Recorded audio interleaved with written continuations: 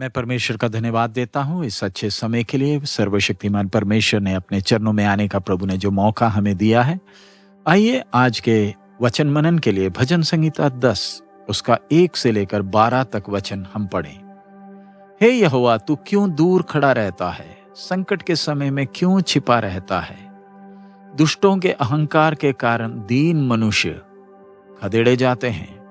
वे अपने ही निकाली हुई युक्तियों में फंस जाएं, क्योंकि दुष्ट अपनी अभिलाषा पर घमंड करता है और लोभी परमेश्वर को त्याग देता है और उसका तिरस्कार करता है।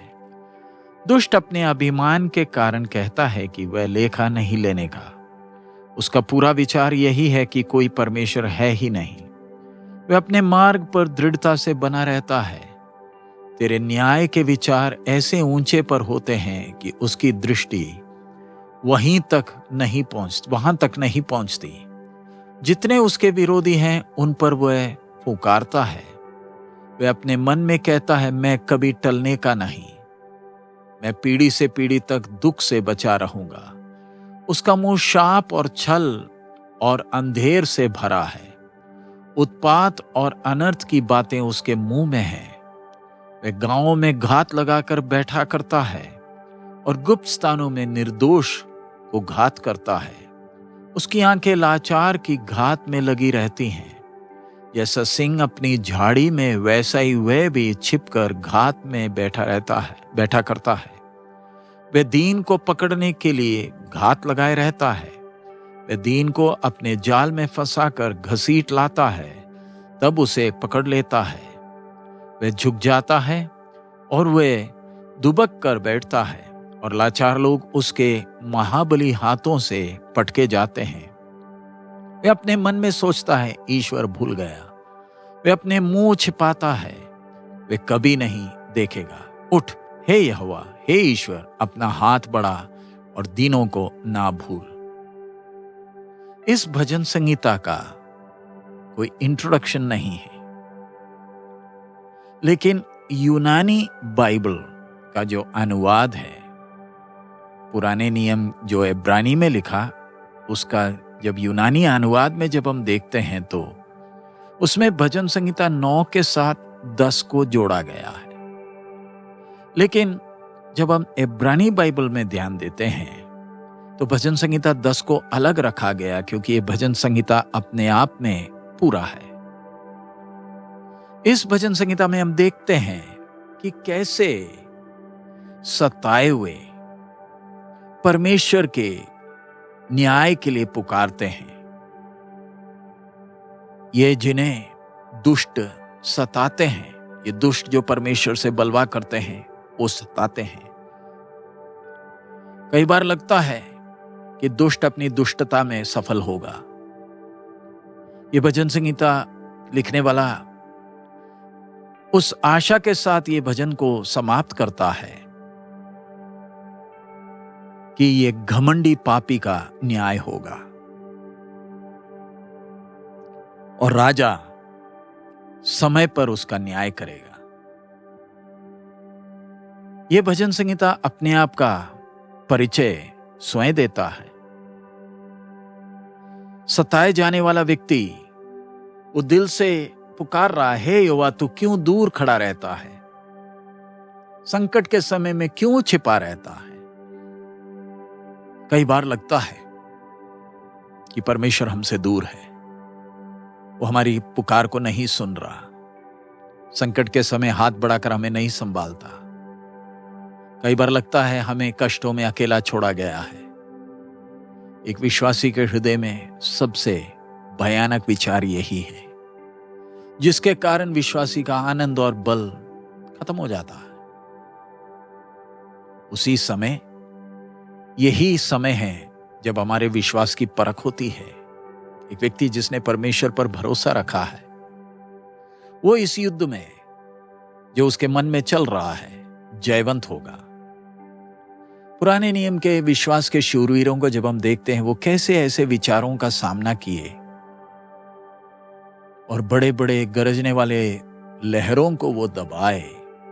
ऐसे लहर थे जो उन्हें बर्बाद करने के लिए उठे थे। वो शेरों की मांद में आराम से सोए, आग की भट्टियों में फेंके जाने के लिए वो तैयार थे। कईयों ने तो मृत्यु का आलिंगन किया, छुटकारा भी नहीं चाहा। वो एक ऐसा सोना बने जो आग में परखा गया था। प्यारे अजीजों, हम जब प्रभु के संतान हैं, हम अपने मन में उठने वाले विचारों का सामना कैसे करते हैं?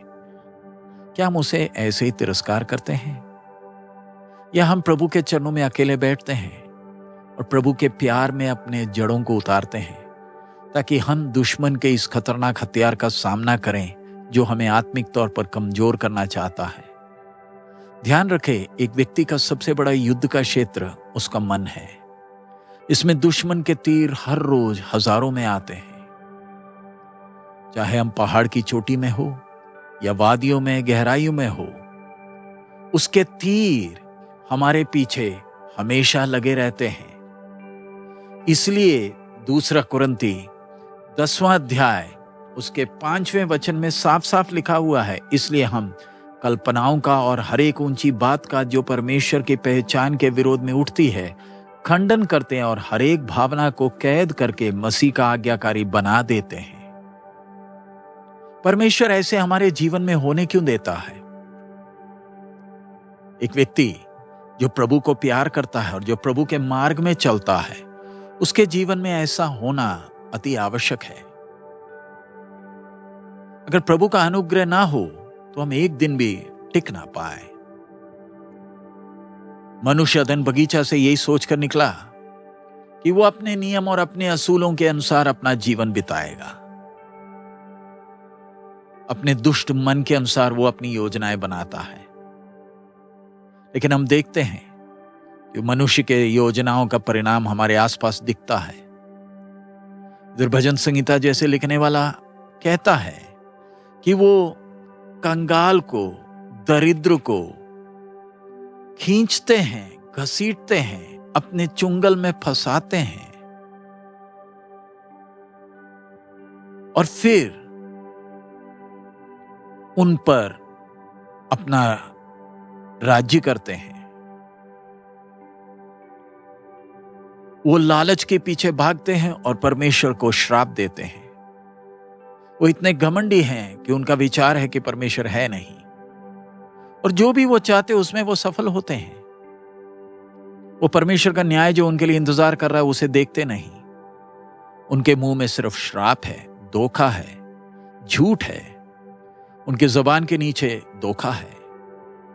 असहाय उनसे कुचले जाते हैं। दुष्टों के ताकत के सामने वो बेहाल हैं। हम पाप का खतरनाक मुंह देखते हैं। ये वही पाप है जो मनुष्य के अंदर रहकर अपनी लालसाएं पूरी करती है। जब मनुष्य ने फैसला किया कि वो खुद चलेगा, उसी का परिणाम आज भुगत रहा है। परमेश्वर के वफादारी पर सवाल उठाकर सृष्टिकर्ता से हटकर खुद चलने का उसने प्रयास किया, उसका कड़वा अनुभव उसके सामने है। परमेश्वर ऐसे होने देता है ताकि अनंत काल में, नए आकाश नए पृथ्वी में मनुष्य आगे को पाप को आलिंगन ना करे, परमेश्वर की धन्य इच्छा से दूर ना हो। इन सारी दुष्टताओं के बीच में एक परमेश्वर के संतान की आशा और तसल्ली क्या है कि एक न्याय का दिन है जो सारी दुष्टता का अंत करेगा। आइए हम दिल ना छोड़ें और दुश्मन के इन तीरों को हमारे ऊपर असर करने ना दें, हमारे आत्मिक जीवन को कमजोर ना करने पाए। आइए प्रतिदिन हम आशा के साथ, अनंत काल के उस धन्य अनुभव की आशा के साथ, जब हम प्रभु के साथ अनंत काल तक रहेंगे, उस इच्छा और आशा के साथ हम अपना दौड़ पूरा करें। प्रभु उसके लिए हमें मदद करें। आइए हम प्रार्थना करें। हमारे अनुग्रहकारी दयालु पिता, हम आपका धन्यवाद देते हैं इस समय के लिए और आपके वचन के लिए। प्रभु, हमारे आसपास जब दुष्टता बढ़ रही है और शैतान अपने तीर हमारे ऊपर लगातार मारते वक्त, प्रभु आत्मिक तौर पर बलवंत रहने के लिए, जागते हुए रहने के लिए हमें मदद कर। तेरा वचन हमारे साथ है, आप हमें कभी नहीं छोड़ेंगे। प्रभु हमें कभी अनाथ नहीं छोड़ेंगे, आपका वचन है। प्रभु आप पर भरोसा करते हुए आपके प्रेम के गहराई को समझते हुए अपना दौड़ पूरा करने के लिए हम एक एक को मदद कर। चाहे कैसी भी परिस्थिति हो, आप हमारे साथ हैं प्रभु। उस विश्वास में बने रहने के लिए हमें सहायता कर। सब महिमा आप ही को देते हैं। आपने हमारी प्रार्थना सुना, इसलिए धन्यवाद। यीशु मसीह के मधुर नाम से मांगते हैं, आमीन। प्रभु हम सबको बहुत आयत में आशीष दे। हमारा प्रभु अति शीघ्र आ रहा है। मारनाथा।